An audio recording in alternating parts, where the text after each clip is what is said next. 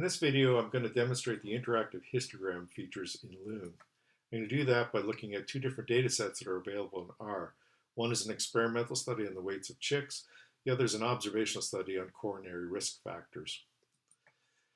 Besides looking at the functionality of the histogram itself, there are a few other takeaways that should be had from this video.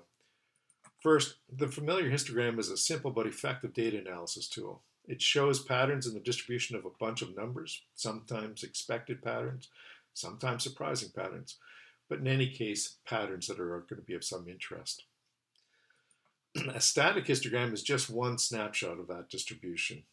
In contrast, a good direct manipulation interface allows many such snapshots to be seen conveniently and quickly. Second, two or more histograms can be used interactively to explore conditional distributions. And third, an array of interactive histograms is itself a powerful data analysis tool, much greater than the sum of its parts. Many of the features of Loon used to make these points are listed here. You can pause and have a look at these now or come back later. The first demonstration will be an experimental study looking at the weights of chicks given different diets. The idea here is to see which of 4 different diets produce the greatest growth in chicks in a 3-week period. The data is available in R as the ChickWeight data. This is the analysis I'm going to try to follow in the demonstration. You can pause and have a look at it or come back to it later. So let's start the demonstration in R. So we have data on 50 chicks, these 4 variables, the weight, the day on which the weight was measured, the chick being measured, and the diet number that the chick is being fed. We're going to look at histograms of each of these in turn.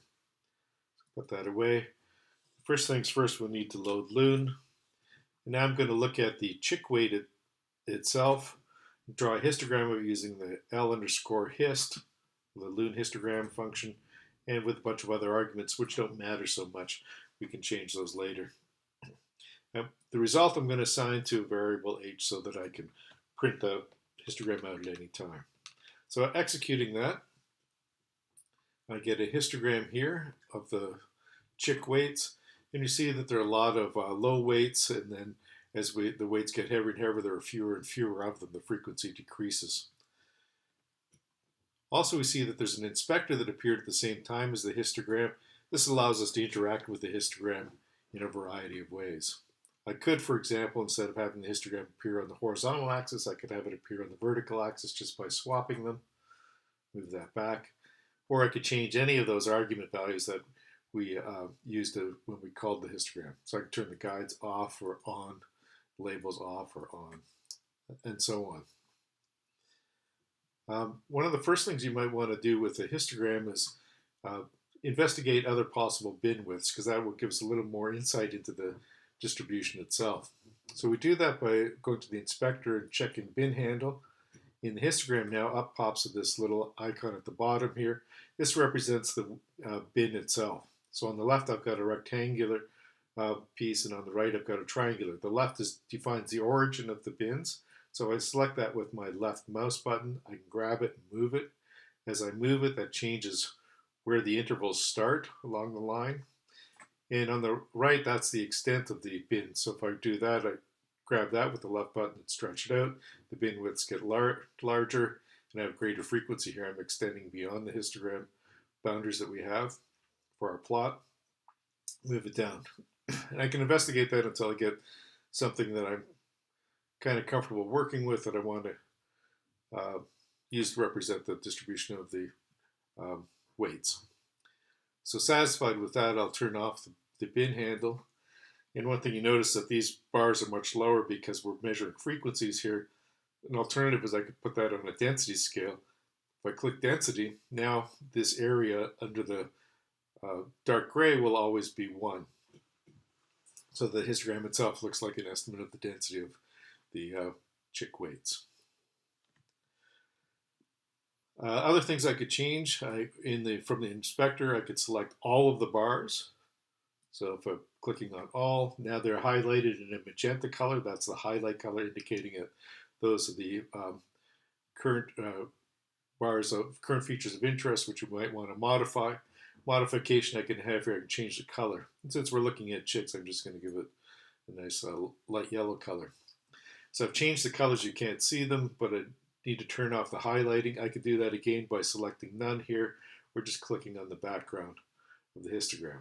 So now I've got a nice histogram showing the distribution of the chick weights. So I'm happy with that right now, and I may want to just take a picture of that, just record it as before we start it. And to do that, all I need to do is call the usual plot function, which has been specialized for a Loon histogram. Selecting that and executing it, I'm going to get a nice grid graphics plot here, which I can then zoom in on and export to a PNG or a PDF to use in other documents. So that'll be a static graph just like any other grid graphic. So moving on to the second variable, this is the time at which the measurements were taken. So I'm going to do again an lhist, time, and a number of argument values. But the interesting argument value here is this thing called linking group. This is a string that I'm assigning to this histogram because I know that I want to use this histogram to participate in connected activities with other plots. So executing this, I get the day since hatching, our time variable along the x-axis here, and you can see immediately that, as was observed when we introduced the data, that the measurements are taken every other day, and it's a 3-week study, so this is 0 days, 2 days, 4 days, 6 days, etc. 14 days there. And then at the end, since it's a 3-week study, I've got 20 days and 21 days. That's why we see two right beside each other. The other thing you notice is that the frequency here is declining over time, so it's apparent that some of these chicks are dropping out of the study. We have fewer chicks being measured at the end than we did at the beginning. So if I look over at the inspector, you see that there's the linking group appears here. Chicks, that's the name I gave it. And if I look at the weight of the chicks, its linking group is none. I may want these two to participate in the same group to be linked with one another. So I just select on the linking group, select chicks here.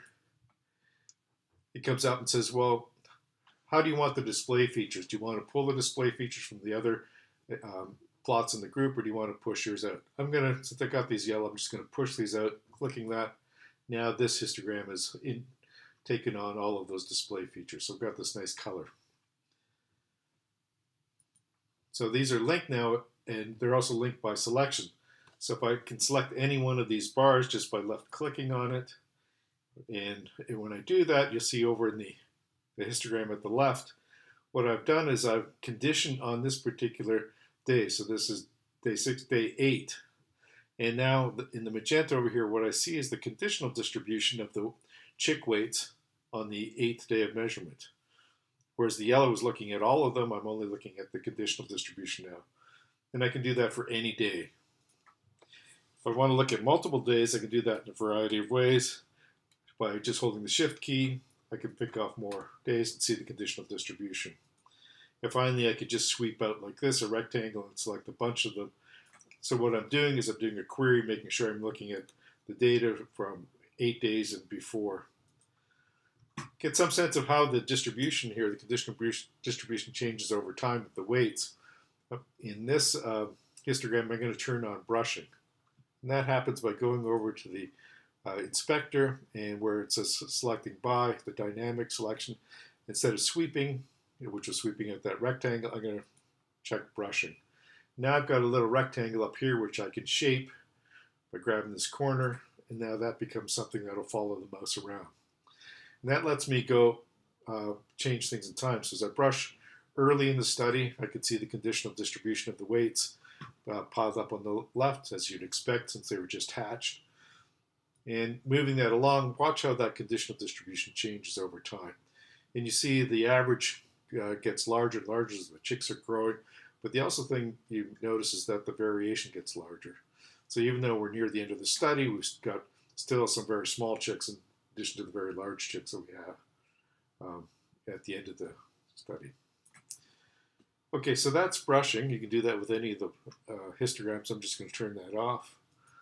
So we're back, and we'll look at the next variable. So the next variable, well, is the chick identification itself. So Here we're taking the Loon histogram of a chick and having it participate in the linking group. So as soon as it's created, it's going to pick up the feature that we've already identified, that yellow color. So looking at this histogram, I'll move this over here actually. Looking at this histogram, we can see the IDs of the chicks. These two histograms together kind of tell us a lot about the design of the study, measuring sort of over these days, and then looking at the chicks here, the chick ID. You can see that this first chick, there are only a couple measurements on them. The other one, there are only a couple, etc. And if I look at the last bar over here in the hatching, you can see that at the last day, these chicks had dropped out of the study. In fact, all of these chicks had dropped out over time, these ones where they're not up to the full 12 measurements taken. So turn that off. I think I'll just go on to the next. A most important variable, and that is the diet. So this is the experimental variable that we're trying to see what the effect is of each diet on the weight. Participate in the same linking group, and I'll move that down here underneath the weight of the chicks. And I can begin to ask questions about these different diets. I see, for example, the normal diet has nearly twice as many observations as the three experimental diets. If I select any one of these, there's the normal diet. I can see the distribution of the chick weight appearing here.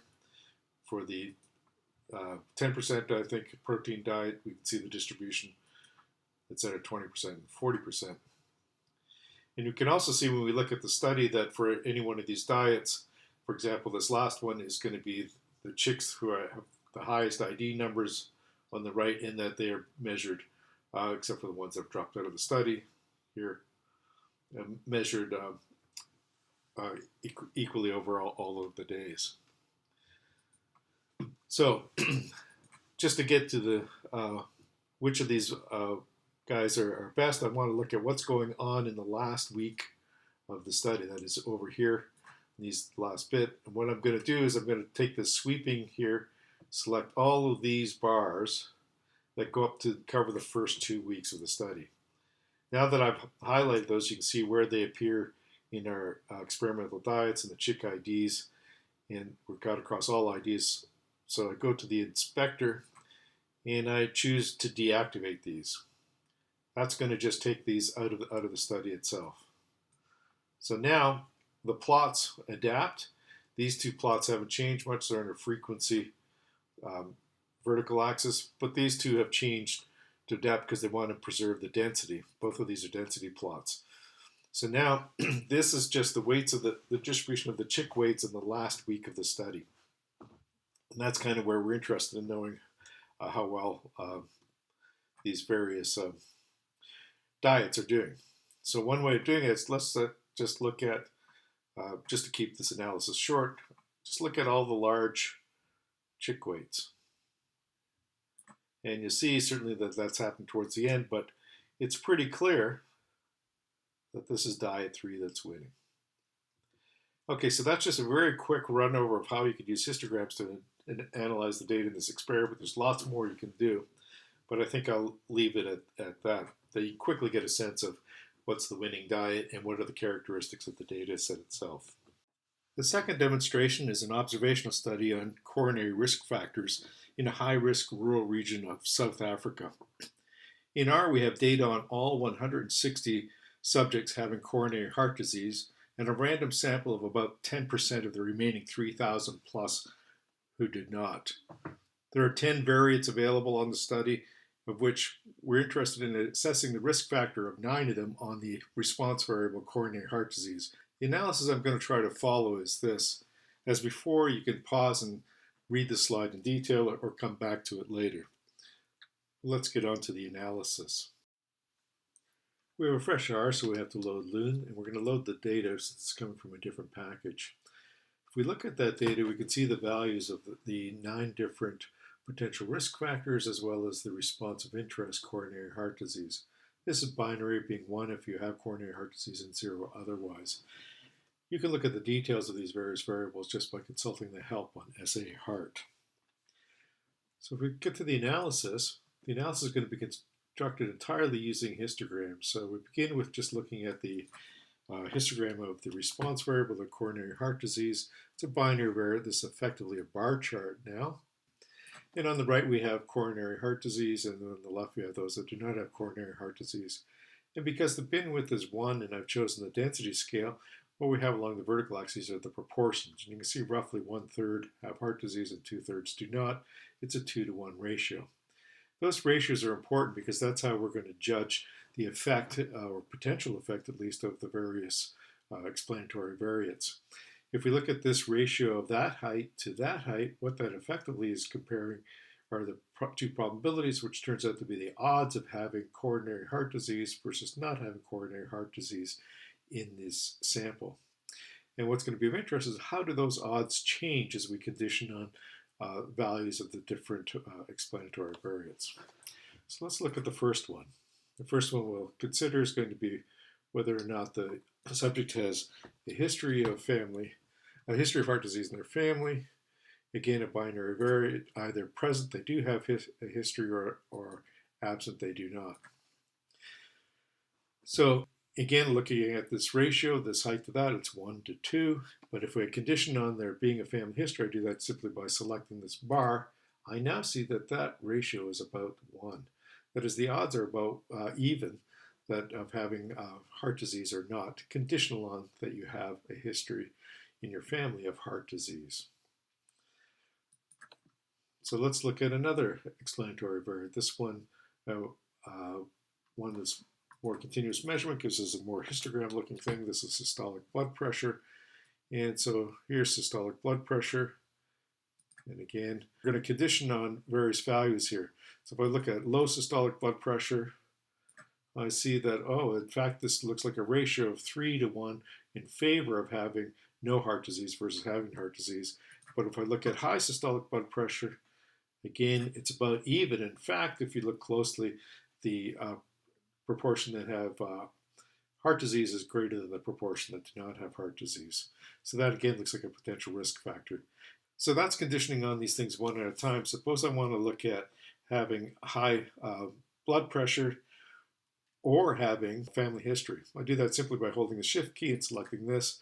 And now what we're looking at in this ratio here, looking at this odds of having heart disease or not having heart disease, we're looking at those folks that either have a history of heart disease in their family, or they have high blood pressure, or they have both. Okay, so we're conditioning on this or between these two potential risk factors. Okay, if I want to do the and, I'm going to have to not do the multiple selection like that, but instead, excuse me, that just was a scroll, but selecting the folks that I'm not interested in, those are the ones without family history, and shift select here on those that have low systolic blood pressure, and I'm going to deactivate all of those, get rid of those, and now just scale all of the histograms so I can compare. So now when we're looking at this ratio here, which is huge, having the odds of having heart disease versus not having heart disease, this is conditional on that you both have a family history of heart disease and you have high systolic blood pressure. Okay, so now we can condition on one at a time by selecting or deactivating, or we can condition on multiple selection, which is an or by deactivating, which is effectively using an and for the conditioning variable. So now I need to bring all of those cases back. I do that simply by reactivating everyone. So let's look at the possibility of looking at all of the variables at once. And to do that, I'm going to produce all of the histograms in a single window and show you how that's done. What we do is with this bit of code here, I'm going to first create a window, and then I'm going to create every one of these histograms in order. So I'm going to create the coronary heart disease histogram, the family history histogram, the systolic blood pressure histogram, tobacco, cumulative tobacco use on a square root scale, alcohol consumption also on a square root scale, the LDL measurement, the age of the person, the measure of overweightness, adiposity, measure of obesity, and measure personality type A. So having those 10 histograms, now I just need to lay them out. I'm going to lay them out in a grid, and that's what this bit of code does here, just deciding on who goes where in some grid. And having done that, I need to arrange so that the window will resize itself properly when I change its size, and I'll add a title to the window. So having all of that, all I need to do is execute that. And now I've got a window containing all of these things. It's a little oversized, so I'll just bring that down and reshape it. And I have all of my variables available at once. And let's just make room for the inspector to see there. Okay, so now I can look at them individually as before. Do you have family history or don't have family history? Or now perhaps some new ones here. Look at adiposity, those that are overweight. Again, that's looks like it's made the odds about even for coronary heart disease or not. High cholesterol, again, that looks like a potential risk factor. And so on. I can do any one of those by themselves. Okay, so we could continue in this way, but let's just imagine setting up some pretty bad conditions. So, for example, let's look at only those folks that have a history of heart disease in their family, and we'll rescale all the histograms as before. So now these are the people that just have a family history of heart disease, and we'll start to engage with this. So let's look at choosing those that are very large adiposity, and you can see that with the history of family heart disease, you can still get a very bad odds in favor of heart disease for you. And let's start picking up large cholesterol. I'm just going to sweep out here on the right and see how that changes. And you can see I can really increase the odds in favor of heart disease. And finally, may as well pick on some systolic blood pressure here. Again, make this as high. Can I make this any larger? Indeed, I can. There. So those are pretty bad odds of having coronary heart disease. You have a history in your family, and also you have highly overweight, or you've got high cholesterol, or you've got high systolic blood pressure. And you see that down here, cumulative tobacco use. We have some. These are this large bars of folks that have no tobacco use in their life. We might want to deselect these guys. So what's the effect on this odd here if I take those people, take the people out that have got don't smoke, and then indeed we see that has increases the odds for heart disease. So we could continue on in this fashion, go on and on, do lots of different things, but I think you get the general idea here that there's an enormous amount of investigation that you can do with this kind of setup. That's it for the demonstrations. And just here with some references that you can look at for more information. As Carl Pearson once said about Galton's work, I hope that you find that this very simple tool is actually very powerful, particularly if it's interactive. I hope that video is of some value to you and that you'll be able to make good use of histograms, particularly interactive ones, as available in Loon.